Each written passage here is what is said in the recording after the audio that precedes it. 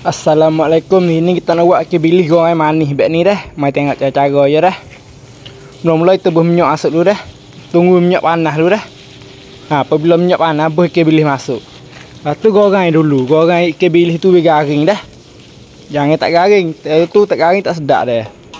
Ni garing kadang ni boleh dah ni dah. Lepas tu kita kek ya sejak minyak dulu dah.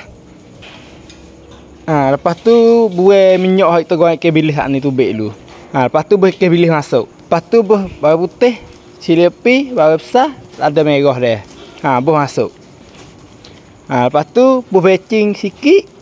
Gula sakal lah sudu. Lepas tu acicak separuh sudu ya sikit lah acicak dah. Lepas tu goreng dia, goreng we kakah itu buh tu hancur dulu. Hancur lah mudah-mudah dia.